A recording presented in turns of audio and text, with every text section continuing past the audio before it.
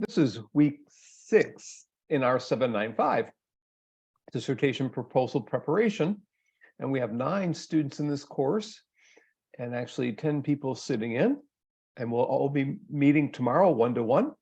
But before the one-to-one meetings, we have, so tomorrow's meeting will come for next week. This is this week today.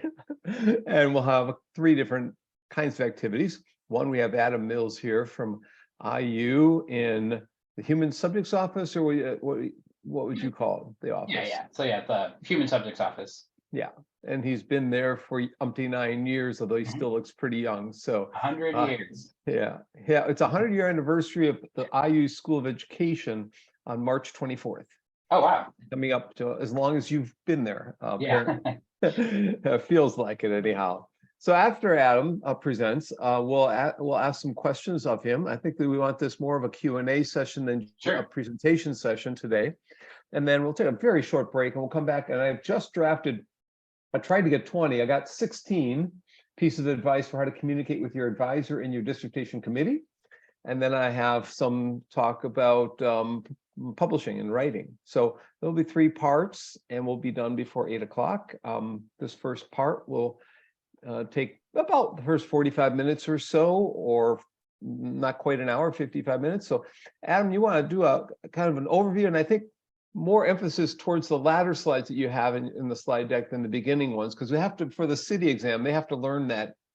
But do mention things that people forget and that are critical, that you find to be extremely important and people miss out, or that they end up causing and paying a price for that later. So to definitely mention the key things there. Sure. Yeah. I'll do a quicker presentation and try to focus more on levels of review, what to submit, and things like that, and the prerequisites, kind of the things that they need. Before we go to your slides, can you just tell us about the office and the personnel that are in the office and the jurisdiction or the mission that you have, so people are aware of what all is possible there? Yeah. So I work in the Human Subjects Office. We're part of the Human Research Protection Program at IU. Generally, our goal in research is to help researchers basically get their proposals prepared and ready for an institutional review board or an IRB member to kind of review and approve the research. So we're kind of your research to help you, so that way you can navigate the research regulations and everything like that. So that's one part of our goal, is, again, help researchers. The main part is to help document research and make sure that human subjects in research are safe in the research that's being done. So that's kind of the main focus. Our goal is really protecting the privacy, confidentiality, and well-being of subjects in research. Can you state, maybe off the record, on the record, what your understanding, but what happened about 10 years ago, or there's a moratorium on human subjects, so there had to be new rules put in place. What can you tell us that's important for us to know about? We need the whole story, but what happened there? Oh, sure. Yeah, there's kind of like a dark history with the Human Subjects Office, or kind of the Human Research Protection Program. Before my time, I haven't actually been here for 100 years, but since 2011. Truth comes out. Okay. Yeah. And that was maybe 2010 when this all happened or something, right? Yeah. And so then I actually kind of came in right after that. And there was, knowing what I know now, there's some kind of stuff where I was looking at renewals that were like a year expired already, which, we're supposed to get those, be reviewed and approved before the study expires. So that, that I didn't, at the time, I didn't know it, but, I was looking at studies that were, expired. But hypothetically, there was, it was basically like, improper management and training was kind of being done. And there was studies that were being approved that shouldn't have been approved. And there kind of was basically an audit, and they kind of found out that the Human Research Protection Program it didn't have proper procedures and protocols and everything like that. And so they hired third parties to kind of do audits of the study, and one of the decisions was to stop approving research. And so hold on research, and the main thing, especially if you're doing graduate work or any research, it's there's deadlines and timelines and things like that that you have to meet. And so it created an insane backlog, and basically it kind of really is one of those things where a lots were learned from that, and then the Human Research Protection Program was kind of from the ground up restructured and redesigned, and it's in my opinion very, very efficient. And we always get audits in order to be an accredited institution that reviews research.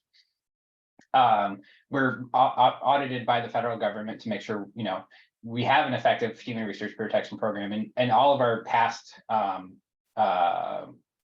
evaluations have been like near perfect. There's minor kind of notes and things like that, but yeah, so there was a dark history there for a little bit where just kind of things weren't being managed well. I will say it's very efficient now in comparison. I had a study in 2010 or 11. We submitted 2011, I think it was. It took a year to get approval, but it's partly we were working with K-12 students, and we ended up not actually working with K-12 students, which is the kicker and all that. That was problematic at the time. Yeah. So this disproves the theory that I heard that somehow maybe a school of psychology or optometry or some zoology or something. I heard that there was someone was studying monkeys' eyeballs, and someone screwed up the eyeballs or something in some research, and a moratorium was put on for that. Is there any truth at all in that rumor? There is some truth. I don't know the extent of that.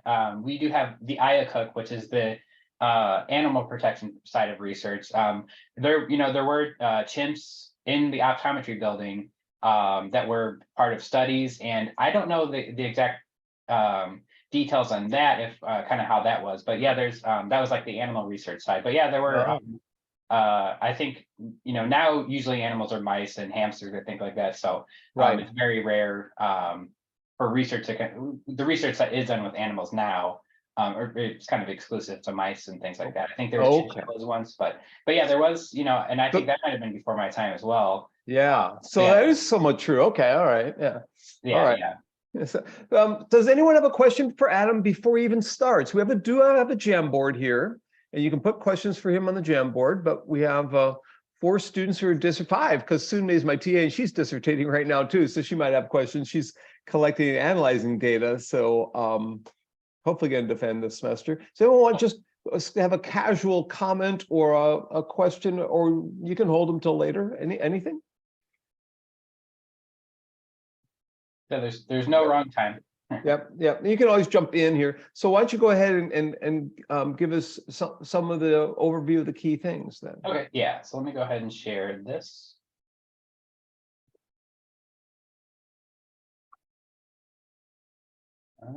There we go.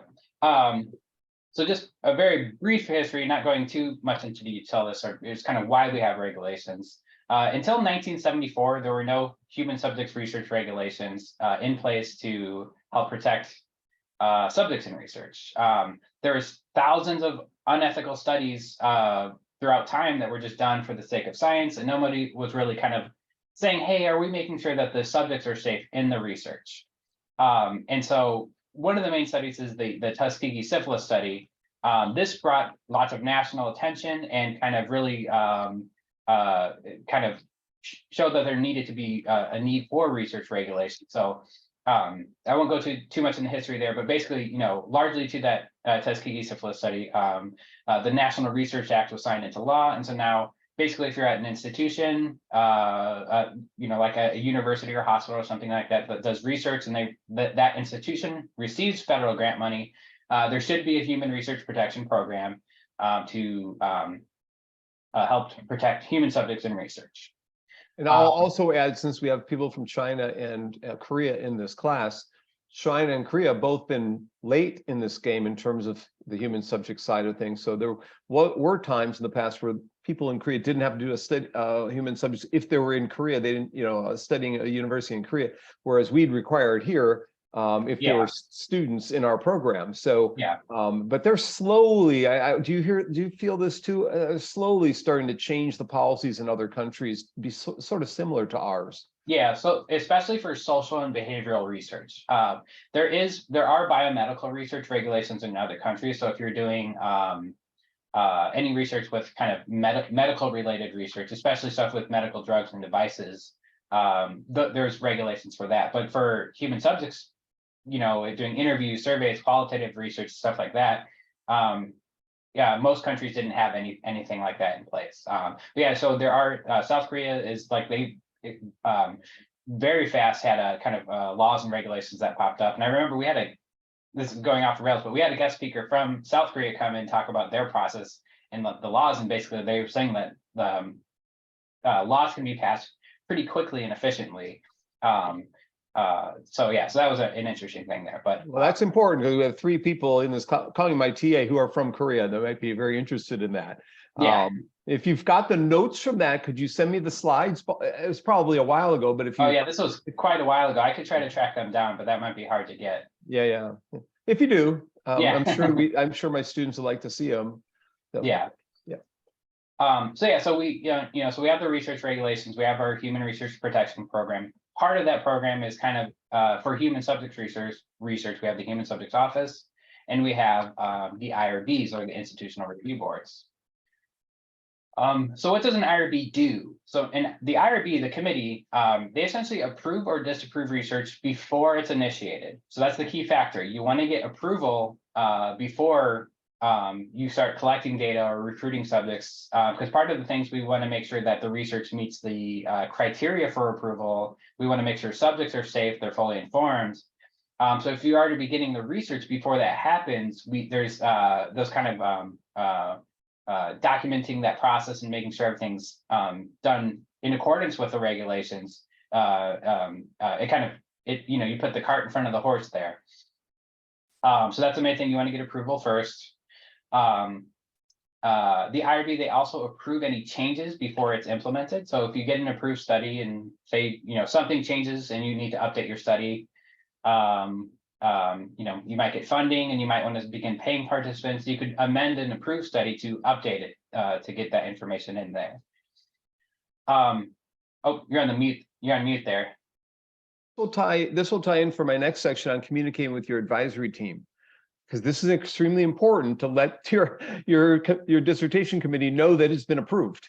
Yeah. And there are some committees that will not let you defend your proposal until you have IRB approval. There are some committees who will have they'll let you defend it, but you can't proceed. You can defend, but usually you can defend your proposal and say, it's in review right now, and I'll let you know when it's done. But just be open about the communication with them, and usually you can maybe get an extra week and not be so scrambled and so nervous about it all. But just be honest with you. You've submitted it. It's in review. You're here in a week, and if you're in a rush to get the approval, the dissertation study, just keep the communication lines open and be planful about filling out these forms, because sometimes if there's a bug or issue, it could take a couple rounds of review. So yeah, there could be some hiccups there that add some time in the review process there. The IRB, they evaluate unanticipated problems and non-compliance. So if you think of like in risks in research, you might say, we expect there to be discomfort participating in the research and loss of confidentiality or something like that. But then you might find that subjects are withdrawing and they're becoming depressed or something like that. And so that might be a new risk. Something like that can be reported to the IRB. And then there's basically, speaking of communication, working a way to help reduce that risk of depression or something that is being the new risk that wasn't anticipated in the research. They also review non-compliance. So we are, we have to be compliant with the federal regulations and university policy and things like that. So if research is done in a manner that's not approved, or something wasn't approved, or something's against the regulations, I know all research has to be completely voluntary, so a subject can stop at any time. If there's any time that a subject is told it's mandatory, that would be non-compliance, and so that should be reported to the IRBs. But yeah, so the IRB, they review kind of unanticipated problems and non-compliance. They have the role and authority to suspend or terminate research. So if there was a problem that created risk, or if there is serious non-compliance in the research, they could suspend the research or even terminate the research from being done. Hypothetically, they do also have the role to revoke or research rights. That would be, something if something was done completely unethical, that the IRB and the university can kind of cancel your rights to do research. That has never happened in the history since I've been here. I don't think that's something that's usually rare. Kind of the goal here is to work with the researchers and make sure, it's very rare to get to not have a study approved. It might take some time if it's a difficult study or something like that, but it's generally something that the end goal is usually approval for research. So when do the regulations apply? So this is kind of the important piece here. So Adam, I'll just raise one more thing. So Sure. sometimes, like that with the Korea studies, that sometimes people feel like they don't have to abide by all the rules because they're studying in Korea, which doesn't have human subjects. And at one time, I had a side company, and I was doing research with the side company. I didn't think I had to abide by the rules. And it was questionable whether we had to or not. It was a YouTube study or something like that. Yeah. But so you just clarify, just talk to Adam's office and find out. Communication is the key thing. Don't try and hide anything. Yeah, it's better to ask and find out if you do need it, so that way you can get get everything submitted for approval. Or you might get the lucky news that what you're doing is not engaged in research. You don't have to submit anything, and that's a huge weight off your shoulders there. Right. Yeah. Sorry, Adam. No, great question or great comment. Yeah. So when do the regulations apply? Not all research that's done at IU requires approval. It has to meet the federal definition of research, which is a systematic investigation that's designed to contribute to generalizable knowledge. So systematic investigation, that's research. You have a research question or hypothesis you want to try to answer or address. So you create a study, you have a study design, and then collect the data and do analysis. That's research. Now, the key part for where the regulations apply is that the goal or intent for that is to add to or contribute to generalizable knowledge. So if you're doing research for a thesis or dissertation, that would be generalizable. You're expanding the knowledge base of your discipline. If you want to present or publish your findings in a journal or at conferences, you have this idea to do research and you want to show your results in that manner. So publications or presentations or something like that. So an example is if I asked you to do an evaluation of the presentation and it was standardized, everyone has the same questions, that's research, it's systematic. I do the analysis, it's not generalizable. I'm not presenting or publishing that information. And even if it was, that would be, you guys rating me one singular subject, basically.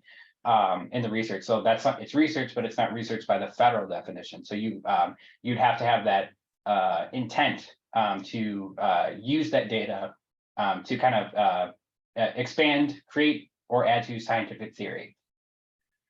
The easy part is you got a human subject in the study. So this would be a living individual with direct interaction or intervention, or through private identifiable information. So that if you're getting like secondary data analysis with identifiable information, that might need IRB approval as well. So hypothetically, if I had a study and I had all of this data that I collected, I had approval for it, and you wanted to access that data, if I had all de-identified transcripts, I can just give them to you.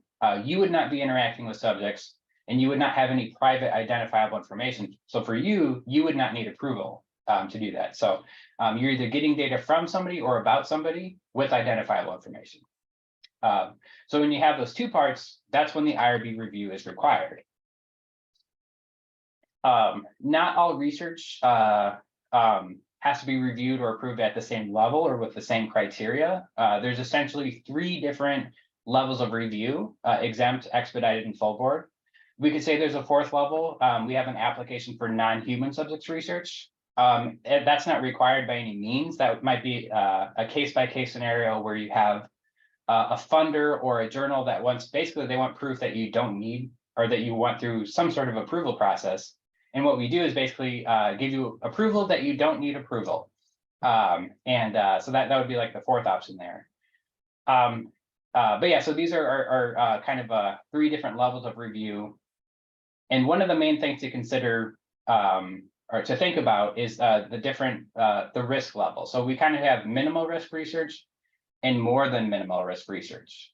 And so this is kind of the outlined by the federal government or the federal guidelines is essentially the anticipation or harm is nothing more than what you would experience through routine daily life or through common medical practice. So generally speaking, if you're doing interviews or surveys, you're not really placing somebody at more risk than what they would experience through, taking a survey online for a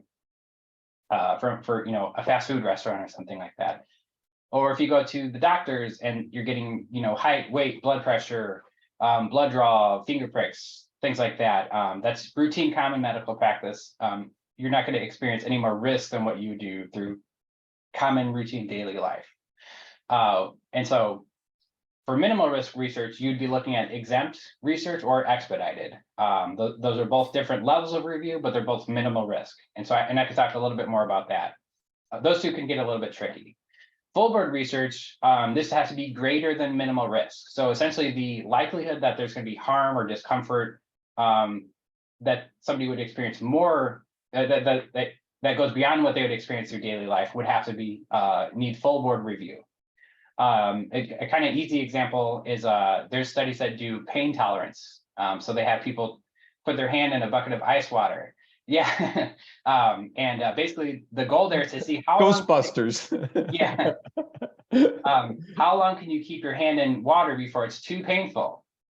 Normally people don't kind of, in general, you're basically placing that more harm than what they would experience through routine daily life. So it might seem kind of benign or trivial or something like that, but basically it's how much pain can you take is basically not something that you generally wouldn't have somebody feel more pain than what they would experience through just general life. So anyways, that's kind of a little example, a very easy one for medical related studies. If you're getting new medical drugs or new medical devices that we don't know the impacts of, there could be invasive surgery or something like that. Something like that would be more than minimal risk. But usually with social and behavioral research, they're kind of the sweet spot is minimal risk. It's oftentimes that's just what it ends up being. Is exempt or expedited. So usually, especially if you're doing like education research, more often than not, you'd want to look at exempt or expedited studies. Can you go back go back to, so can you give me four examples of level 0, which is like non-human subjects? That Sure. would include computer log data, that might be old data you're exploring, this non-identified data, there's no names, it's just computer log data. But would it include computer mediated discourse, which is what Sunmi's studying. She's studying last semester's class, discussions in Canvas. I'm taking out the students' names and we have roles going on. There are always questions about discourse analysis and computer mediated discourse in this age, of where does that fall and what other level 0s examples can you give us?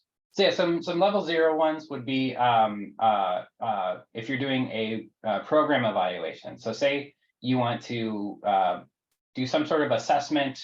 You could even be interviewing or surveying people or looking at archival data to see basically to evaluate a program or something like that. And if the goal of that research is basically that, it remains within like the department or that institution to kind of evaluate the program, that's not intended for generalizability. So that's something that you would need, that would be non-human subjects research. So you could submit an application for non-human subjects research for that. If you were dealing with secondary data, there's no subject interaction, there's no identifiable information, something like that, that's non-human subjects research. You could submit an application for non-human subjects research for that. What else is there? You might have, like I kind of gave that example of, well, and I guess that falls in program evaluation, the one, my evaluation of the presentation or something like that. It's research, but it's not research by the federal definition. So usually when you would want to submit an application for non-human subjects research is if, say, you're receiving funding from like the NIH to do a study. And your research is non-human subjects research. There's no subject interaction. It might be archival research. You might be dealing with deceased individuals, like data from people that are deceased. So the regulations don't apply, but since it's an NIH funded study, you have to, show proof of approval. So that would be an example for an application for non-human subjects research. Say you're doing the same exact study, it might not even be funded by the NIH, but you're doing another study that involves secondary data. It doesn't meet the criteria for human subject research approval, but you might want to present or publish in a journal. That journal might want proof that you went through some sort of review process. And so there you can apply for that application for non-human subjects research. So when is computer media discourse, like discussion forums, level 0, and when is it level 1 or 2? I know it can be both, all those things. Yeah, it could be both. So if the intent for research is for generalizability and the data that you're accessing is identifiable. So if you're looking through and there's, people's names or images or something like that, unique identifiers like student ID or social security number, whatever the source has any identifiable information, even if you don't plan to record that, if you're accessing it or viewing it, and you're doing data analysis with the goal or intent to present or publish your findings, you would need approval for that. Okay. Yeah, and so that's intent of the research and identifiable information. That would be, I think, the two pieces to look there for secondary data. Thanks. Yeah. So exempt research, a little bit more about that. This is your very benign, basic standard research methods. Typically speaking, if you're doing research that's exempt, the subjects are going to be 18 years of age or older, especially when it comes to educational tests, surveys, interview procedures, observation of public behavior. Well, that's a different one. Let me get to that in a second. So yes, if you're kind of asking questions from somebody in some sort of manner, whatever format that is, survey, interview, or something like that, if they're adults, likely the research is going to be exempt. Public observations, if you're just kind of observing people in a park or in a library, a public setting, a concert, there's no expectation of privacy. That could be something that could be exempt. So you're not interacting with subjects, you're just kind of observing public behavior, that could be exempt. Now, if you're observing people, you're not going to know anyone's age. You could assume, like, if you go to a bar and it's 21 years or older, that you're not going to have anyone under the age of 18. So that's kind of a, it's not a guarantee. Hopefully it is, something that no minors are there, but basically, yeah. So if you're observing people in a park, hypothetically that can include minors, but again, there's no interaction or data or intervention with that. So you're just observing. Benign behavioral interventions can be exempt. So say if you have an experimental design study and where somebody's coming to a lab, they're responding to a stimuli, and it's just, it's very brief in duration. It's a short, quick, innocuous, safe experiment.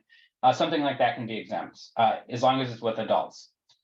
Common educational practice in a common educational setting. This is probably one of the most unique examples for it. This would be exempt category 1, is if you're doing research studying the effectiveness of a teaching method or program, which likely might be what you're doing, in a common educational setting. So this is one of the only categories of research where you have to be doing research in a school setting.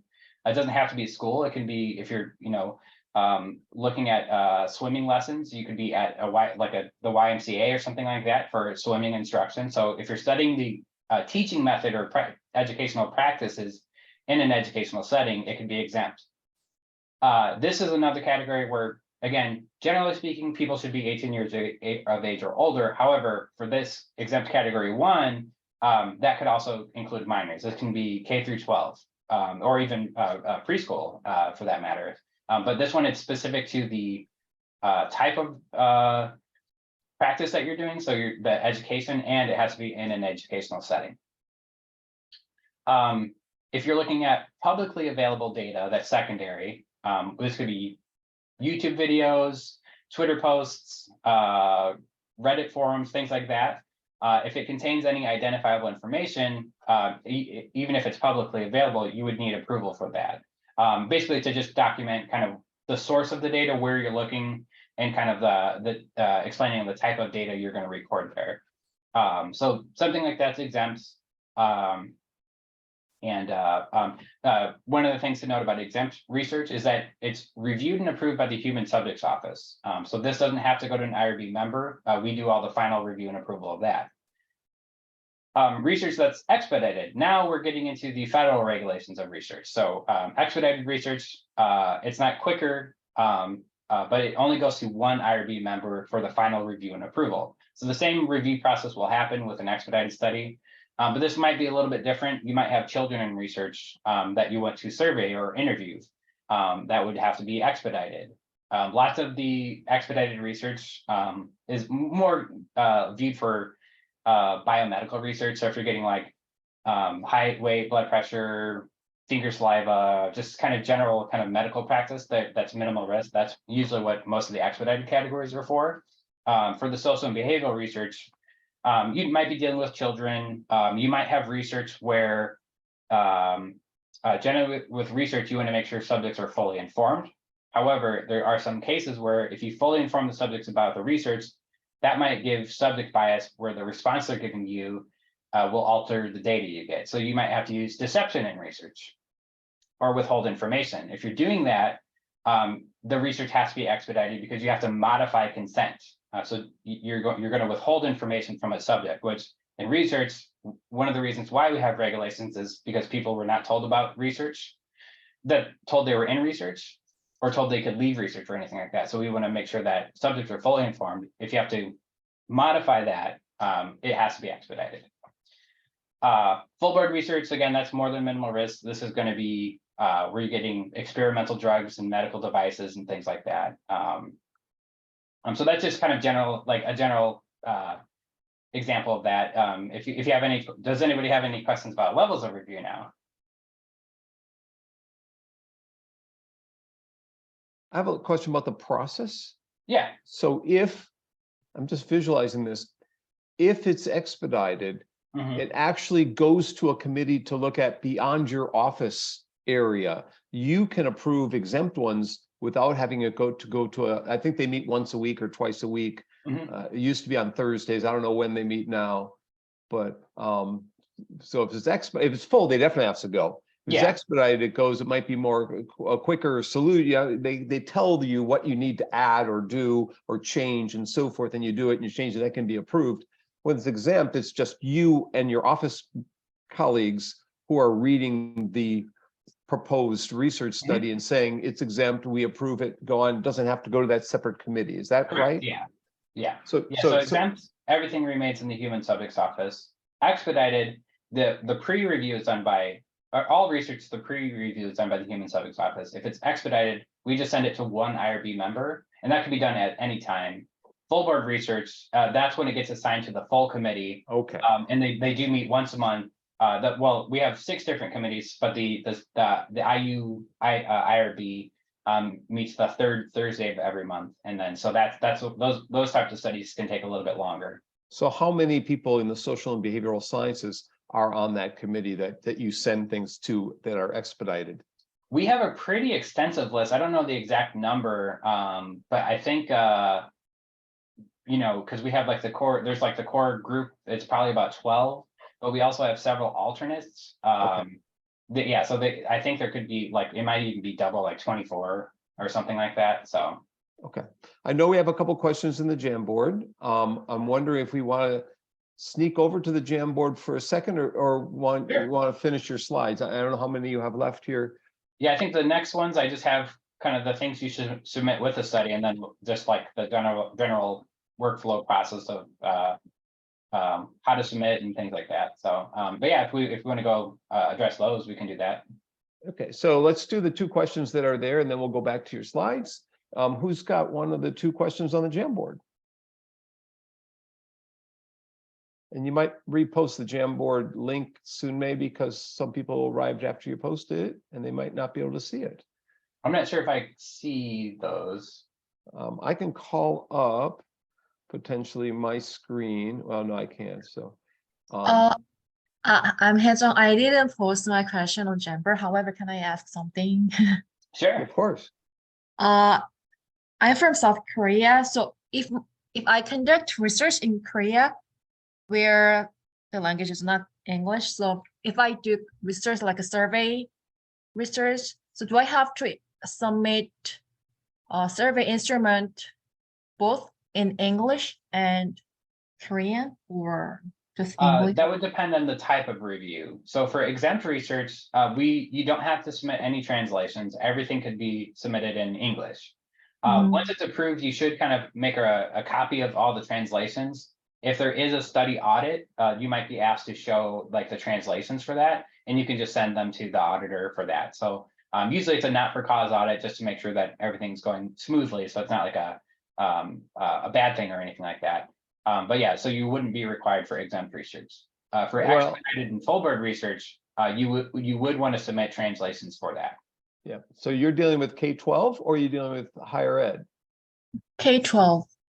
Yeah, so you might have to So translate. yeah, and one little tip for that is usually I wouldn't focus on translations on your initial submission. You could always indicate that you'll submit translations with an amendment. Part of the review process, we're looking at your proposal, and there might be several rounds of revisions, and we might be reviewing and revising consent documents and recruitment materials and things like that. So if you submit in English and in Korean, or sometimes we have multiple languages depending on the study, you have to make the change in every document, and so that can kind of be a pain for you to keep editing several different versions. So what we might recommend is submit we'll get everything approved in English, and then just somewhere in the proposal you can indicate that you'll submit translations with an amendment. So that's way when everything's approved, then you can get everything translated, submit an amendment, send us an email, say I'm just submitting translations, and then we can try to fast track that and get that approved for you for an expedited study. Okay, got it. Thank you. Yeah, that's great. And for, people like Karen down in Texas, you can submit yours in English and in Texan. And then, who's got the other two questions on the Jamboard? Let's ask those two. The two questions actually are mine. Good day. How does the process change for mixed methods when you have two phases? Is it that you need to have a provisional application for the second phase? Because you don't know until you do the analysis of the first phase. Would it be an amendment or two separate documents processes? What's your experience with that? Yeah, that's a good question, and it kind of depends on the study design. You could submit them at the same study, and it might be the case where you submit the initial part and then just kind of submit an amendment for the second phase, especially if part of the second phase is contingent on the information we get in phase one of the study. You might be able to or submit phase one basically, and then do an amendment to update phase two. Now, if the amendment that you submit, hypothetically, say if the initial study is exempt, say you're doing surveys to kind of get your core data before you go out and do focus groups or interviews or something like that. And then the second phase might involve, say, minors or something, or deception in the research or something like that that's not eligible for exemption. You wouldn't be able to amend your exempt study to be expedited, so you might need two separate proposals. So yeah, depending on the study design, if you have multiple phases or multiple methods, you might want to you might have an amendment to add things, or of course, if everything's ready at once, you could submit it all at once, or it might be the case where you could submit two separate studies for that. So it's for us, you basically could submit as many studies as you need for your core project. So even if it's multiple phases, multiple subject groups, things like that, it can be in one or it can be in multiple, depending on the type of research you're doing there. So. And Paula, you had a second question. Did he answer the first one okay? Yes, you did. Thank you very much. That was insightful. The second one was, how does the process change? Do you have to do the equivalent of an IRB in every country if you're doing a multi-site research? Or okay, yeah. Oh yeah, no. So basically, if you're from IU and you're doing research internationally, basically you wouldn't likely need approval from another country unless they have specific laws or requirements.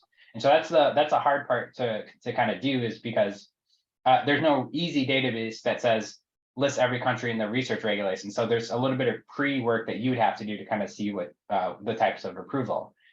In my experience, if you're doing research, say for your dissertation here at IU, but you're going to be going somewhere overseas internationally and you're working through another institution, it would be best to kind of check with them to see if there's any local requirements. So we have seen the case where you need approval at IU and approval from another institution. So that can be the case. Hopefully, fingers crossed, it's easy for you that you just need approval here and then you don't need approval from another institution. I've also seen cases where approval is basically needed from, I'm blanking on the country, but you might need approval from like the Ministry of Education to do research. So if you have your approval here, you might not need approval from an institution, but from the government itself, you might need approval from. But yeah, so you wouldn't necessarily need, hopefully you wouldn't need approval in every country that you're doing research in. All right, thanks. And a slight follow-up to that, which might be similar, is the exam like city equivalent. It all depends too on the country's requirements. All right, thank you. Sorry, what was that last question? The equivalent of the city. The city training? Yeah, like if Canada has a different exam. Oh yeah, if they have specific requirements, though, you might have to do multiple Courses. trainings and things like that. So, All right. and sometimes, yeah, sometimes it's just unfortunate where you have to get dual approval. There are things to consider about deferrals. So you might defer review from one institution to another one. We might say for an email if you have specific questions about that, because that can be pretty complicated depending on the level of review and engagement and research from the different sites. All right, thank you very much. Thank you. These have been great questions so far. Definitely, Anything you're hesitant about, you should ask now. Adam's only here tonight. He's there. You can call him tomorrow, but let's, anybody have another question before he wraps up some of his last slides? Jump in. Yes, no? Okay, I guess they'll ask you maybe at the end. Adam, Sure. why don't you Yeah. present the last couple of slides, then we'll do see if anyone's got a new question for you. Yeah. So when you submit a study, basically we have our online proposal where you submit everything. In addition to that, basically anything that's going to be seen by or shared with a participant should be submitted for review as well. Typically what I expect to see is sample recruitment material. So at some point, there's going to be that first point of contact where a subject is introduced to your study. So this could be done by them seeing a flyer, if you're emailing people directly, if you're going up to somebody or people in person and introducing yourself, a sample verbal script. So whatever initial method you use to first contact subjects has to be submitted for review. So your proposal will explain your recruitment process. In addition to that, you submit your sample recruitment materials. The next thing I expect to see is consent materials. So part of research, we want to make sure subjects are fully informed about the research, the risks, the benefits. They want to know, they should be informed that it is research and that it's voluntary. What they should expect in the research. So the procedures, what they're asked to do, how long that's going to take, how long and often those tasks are going to be. There are a few tools that you can use, like an informed consent form, a study information sheet, we have templates that you can use and basically fill in as you need and revise as you need. But those are tools that can be used to help inform the subjects about the research. The third thing I would expect to see is data collection instruments. So how are you collecting data? Are you doing surveys, interviews, focus groups? Is there going to be stimuli that subjects are responding to some sort of experimental intervention, whether it's a sound, a video, a picture, an image, or something like that? Anything that you're using to elicit data, you'd want to submit sample data collection instruments. So you kind of have your proposal where you explain everything that you're doing, and then you have to show your work and submit all the materials that you would use in the field once you're approved. So essentially, when you have everything ready, you're doing research, you have that systematic investigation designed to contribute to generalizable knowledge. You have human subjects that you want to collect data from or about, And then so you want to go through that workflow process. Generally, what that looks like is you have your researcher submission. It's going to go through an intake process to look for prerequisites that kind of like the small things that are needed. It goes through the staff review. And so this is exempt, expedited, or full board, or non-human subject research application. It would go through the staff review. At any point in time, this can go back and forth for revisions or clarifications. Once everything's ready, if it's expedited or full board, we send it to the IRB for their review. If they have questions or comments, they can send that back as well. And ultimately, once everything's kind of finalized, we have everything documented, everything's clear and consistent. It goes through outtake, which is basically approval. And once you have that, you can begin your research and conduct research as you proposed. So yeah, all submissions are done through quality protocols. This is our online submission database. You can go to one.iu.edu and type in IRB or all IRB services to see this app, which you can click on that, which takes you to the quality protocols portal, where you can create studies and access approved studies and things like that.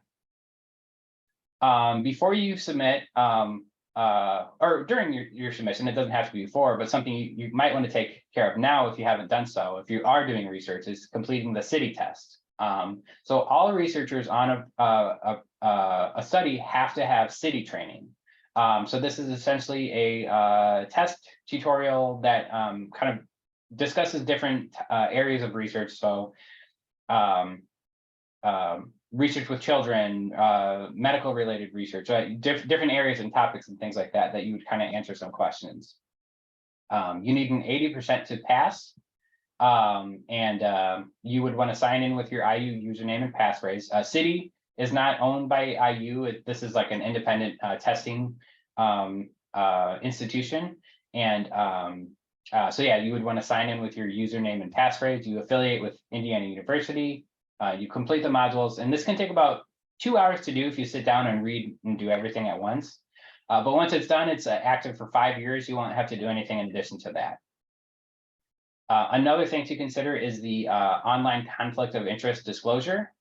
So all faculty and staff, regardless of research, have to submit a financial conflict of interest disclosure. So if somebody's receiving, well, I think if you receive like $5,000 or more money from something that might be in conflict with the university or with the research, you would have to disclose that. So that way, that information can be presented to appropriate individuals. So if you're doing research, hypothetically, if you work for a pharmaceutical company that pays you, and you're doing research that uses medicine or pharmaceuticals from that company, you have a financial conflict of interest, and that should be disclosed to the participants in the research. This is a quick, 5-minute questionnaire that you can do that basically to disclose any financially related conflicts of interest. And basically the COI office, they'll work on a management plan if there is a conflict of interest. And especially if it impacts the research, then we make sure that's incorporated into the study as well. I have a random question with that. Sure. As faculty, if you're full-time faculty and say you adjunct teach somewhere else, is that considered a conflict of interest? I don't think that's a conflict of interest at all. Okay. We see that often where, especially if you're doing research and here at IU, or you're a researcher here at IU, you work at another institution and you're collecting data there, we wouldn't say that was a financial conflict of interest. Okay. There might be some interesting engagement things for approval. I've seen that case where you're doing research for IU. Well, this wouldn't be research based. Yeah. This would just Yeah. be straight teaching. Gotcha. Yeah. Yeah. Yeah. So that I don't think that would be a conflict of interest there. Okay. And then another final thing to consider is that for all research, this is an IU policy that students in most staff roles can't be listed as the principal investigator in research. You would need a faculty member or advisor listed. So even if this is for your dissertation or thesis, you would list yourself as the co-principal investigator, and then you would list a faculty member or advisor as the principal investigator. And last semester, I asked Adam, could he give me a list of how many am I on? Because I must be not setting a record. I'm sure someone else is higher, but I am co-PI or PI on a lot. I will say, going back to the previous slide, that students and faculty and any researcher gets nervous whenever we submit one of these, thinking, well, there'll be something they don't approve. But I find that if you're just genuine and honest and open and thorough and clear about what you're intending to do, you know, 9 times out of, or at least 7 times out of 10, you will get fairly quick approval to something if it's an exempt review, or even if an expedited with minimal risk. Yeah. You know, it's just the minimal risk is the key thing in Yeah, all of this, because there are problems in research that for a century that weren't, you know, I guess they weren't vetted. You know, people just did the research and they weren't approved. And so now they side on the error on the side of caution. And yet I find that things do happen. There's been nobody I can remember who couldn't do their study. So it's just, you know, sometimes you just take a couple weeks longer. Sometimes could be a month or so because you aren't clear. So the more clear you are, the more explaining you've done, but you don't want to kill the reader and give them, you know, don't want to give them too much detail, you know, within reason. But if you're clear about what you intend to do, and maybe have a friend read through it, or have your advisor read through it and say, I've got you as the PI. Well, you should have, because your advisor is the PI, and then have them read through it and they'll tell you, but have a friend read through it, or have someone else. The more eyeballs you have, the less time it's going to take once you submit it. Yeah. I've learned that when doing something for exempt, if you put too much in there and it's not needed, they'll just let you know, hey, remove this because you don't need to have this in here and we don't want to read it. Yeah. And so there's like a sweet spot of information to be clear and concise. And if you don't say enough or you say too much about it, we'll kind of try to get you into that middle piece, because the more you say, the more we review, and the more we say, well, we might interpret that a different way. And so then we'll have more questions for you, and that, can create kind of just more not problems, but just more review comments for clarity and things like that. So, and I'll always say too, save your hard work for your funding. So if you're trying to get funding, that's where you pull out all of the additional languge to kind of go through there, and just kind of to try to get that funding for our human subjects office. If your proposal says survey 10 minutes online, that's not a complete sentence, but I know what you're doing and I won't have any revisions for that. If you're doing a survey that takes 10 minutes, that's done online. So you can be a little bit very brief to go through there, to just kind of, just concise. I think that's what I would work for. Can I ask a hard question, but it's an easy question? If you were to think about all the studies you review and put all the education ones in one bucket, and all related to education related fields, the social sciences, and then all the other fields, including psychology and so forth, what % of studies in the education related areas have funding, and what % of all the other bucket have funding? Is it a lot higher in the other fields than in education? Is my basic question. So I always say, because when people ask about like funding, when I tell them what I do and they think about funded research, it's really like, I would say across the board, like 10 to 20% in each field have funding. So it's not that many studies that have. I see more unfunded studies than funded ones. So it's kind of rare that I would see that. So yeah, so even across the board, there's just probably like in the department, maybe like 20% of any department has funding, and then the rest is mostly unfunded. And that's just in general, like the math might be wrong there, but this, more often I see unfunded studies. That's what I wanted to hear. That's very interesting. We had a guest a few weeks ago, a former student of IST and learning science. Her name's Alyssa Y. She's at NYU. She was telling our students about data analysis and all this. So a question for you is, have you ever seen a study that had so much funding or was so really impactful and interesting that you had to stop and say, wow, this is really cool? Yeah, definitely. I've seen tons of studies that just in different areas of interest of, unique in the purpose of the research, or just kind of, just very interesting, the fact that the subject population is, might be a very unique one, it could be a very vulnerable population, or something like that. So yeah, I've seen, tons of on different areas of amusement and just kind of even, there could be some sad things types of research, the populations where there might be at-risk youth that, you don't really get to think about. And then you're reading this research and kind of the thinking about, their lives and things like that. And so lots of interesting stuff that can kind of come up there.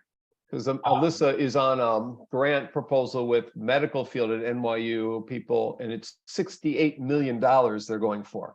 Oh yeah, I've seen, yeah. So Have you seen that kind of stuff? Yeah, we have lots of different studies that have large, $1 million grants that are associated with Right. it and stuff. Right. And so for me, I don't care about that.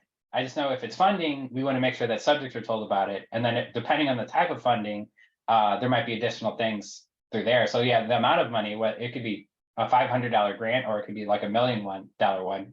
For me, my focus is on I kind of think of the protection of the subjects, and so I really didn't think about the number there. Interesting. Yeah. Did you say someone's studying amusement parks, or just amusement? Oh, I think yeah. There has been studies where in kind of amusement parks and things like that, but I was thinking general amusement. Like we have a fun study that was approved that involved people watching cat videos on YouTube to see if that helped with stress and anxiety. And so they did a pre and post survey, and basically the results were that if you watch cat videos on YouTube, it might lower stress and anxiety for you. So that, was like an amusing study on that aspect. I see what you say. Yeah. That's great. I'll let the students, anyone here want to jump in before? I have a question. Yeah. Mhm. So could you share? No, you don't have to share this. And as far as I know, in slide 11, maybe. Mhm. So city test. Yeah. So the stage 1, stage 2, something like that. Oh, Is yeah. this sequential? So after 5 years, do we have to take stage 2 or just Yeah. take stage So, 1 again? as long as you're at IU, if you completed the stage 1 and then it's been 5 years and you have to do that update, you can take it's the same one, but the social behavioral researcher stage 2. And so, yeah, and then so on and so forth, stage 3, stage 4. I think, and honestly, I think we're from the oldest researcher, I shouldn't say the oldest researcher, but with some faculty researchers, I think we're like around stage 5 for like being like the highest one that I've seen somebody take. So generally it's stage 1 and 2 that you would do if you're, within 5 years. That seems pretty common. But yeah, so that's just a subsequent process there.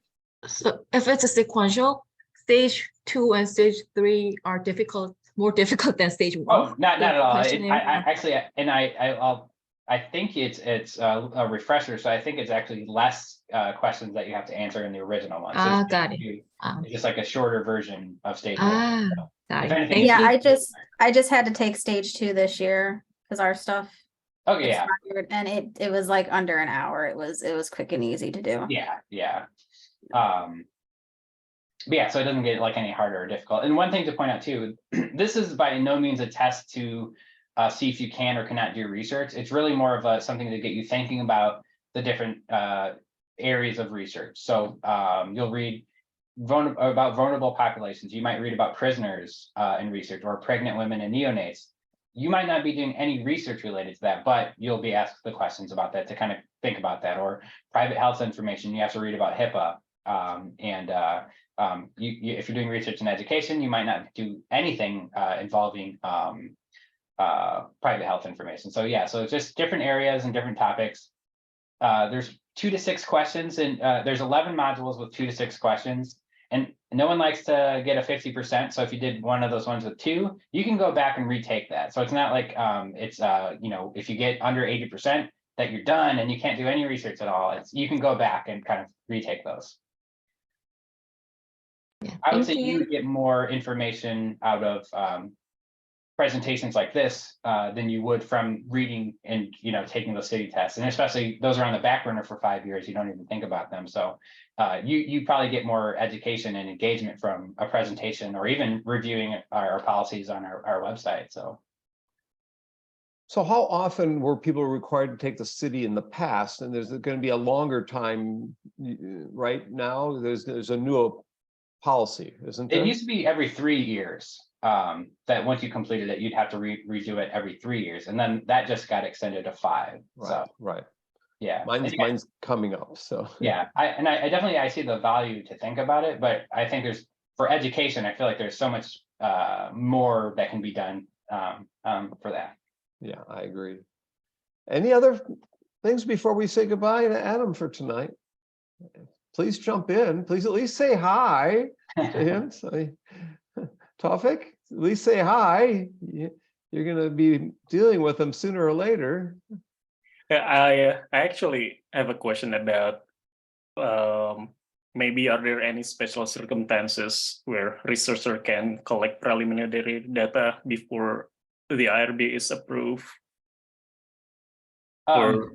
So yeah, so that's a very thin line that you can go through. Hypothetically, say you have a research plan where you might need to go to a region or something like that and do some preliminary research to kind of do more networking and to see for feasibility. Like, if I go to this research and start interviewing people about this topic, will I be kind of accepted in that community, or will people be open about this? So if you're thinking, in that context where you might do pre-research where you go out into the field and kind of, again, network, say, I'm designing a study, I want to ask about these types of questions, this topic, things like that. So that's kind of, you're collecting data.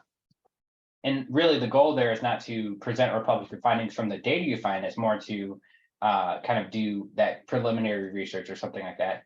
That's something you would not need approval for. Again, because you're kind of doing that pre-research. Because hypothetically, if you design the study and you go out in the field and no one's talking to you, there's no rapport or anything like that, especially if it's like a remote community, you might not get data. And that just, would be unfortunate for anyone. But yeah, so that's kind of something to consider. The other option, yeah, if you're collecting data, it would have to be in a situation where it didn't meet the regulation, so you didn't need approval for that. So, but again, if you have intent for generalizability and you're doing research and it involves human subjects, you really should be getting approval first for that.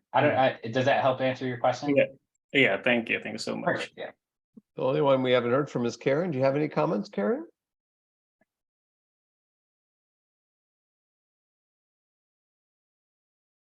Well, maybe she stepped away. Go No, ahead. I didn't step away. Sorry, here I am. I don't have a question right now. I'm half paying attention and half not because I'm in a class. But so that's why I don't have a question right now. Okay. Yep. Sorry. Okay. Great. No. And Sunmei, did you have a final comment, Sunmei, as my TA here? Actually, sorry, that's because my internet is not stable, so I tried to turn it off, but actually I'm listening to your presentation. I think that everything is really clear, and especially I really thank you. You mentioned then PI, that's because actually last year, actually I didn't know about it, and then I put my name and I got rejected, and then I changed it. So I really want to, mention that PI is really important, not student, actually their, advisor. And then CT program, actually at that time, I have another CT certificate, but it is not that for. So actually different. So I have a basic one, but that's not stage 1. So you have to check what kind of CT program, certificate you have, because that's really important. And also, actually, I highly recommend to use the template. You maybe took maybe R795. At that time, we did, kind of, simulation. And then I used that template, and then it was really quick. And then always IRB steps are really nice and really responsive. So it took just, 2 weeks. I got approval, even if I got 3 times rejected. But just, really quickly. So just to, anyway, just to finish and then just to submit and then got feedback, that's better. That's my recommendation. So everything is perfect. Thank you. Oh, and you're welcome. Yeah. And one more thing too, to kind of timelines or timeline, that's the word I'm looking for. generally speaking, if you're collecting data, I always recommend giving yourself a little bit more time for approval than you would need. So if you have a deadline to start your research, say a week from today, if you haven't submitted your study, there's a high chance that you're not going to get approval for that. But say hypothetically, you want to start doing research in the summer. Now is a good time to start going through that approval process. On average, for like an exempt or expedited study, it can take about 2 to 3 weeks, depending on the study, or I would say 1 to 3 weeks to go through that approval process. And there'll be some back and forth for revisions and clarifications, and that's just standard. It's just making sure part of our job is to make sure that the research is documented accurately, so that way we don't really have any questions, that everything's clear and concise. And so if you allow yourself more time, then you can you don't have to worry about that. And then if you do have to make changes in the future, you can submit amendments, and generally those are a little bit quicker. Unless it's a very complex whole redesign of your study, that could be longer. But yeah, generally amendments are pretty quick, because you're just altering like a couple aspects of your study, just little updates and things like that. But yeah, so just kind of give yourself more time than you need.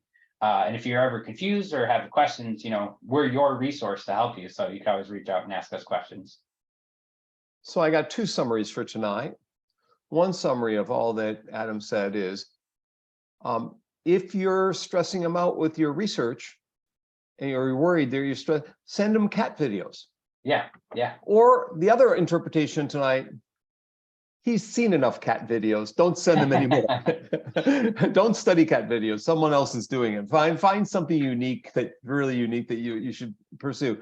Adam, it's been great tonight. I really applaud how you've gone through all of everything. I mean, we've covered a lot of territory here. So I am going to stop the recording at this point and say thanks for coming to part 1. Thank you, Adam. Thanks.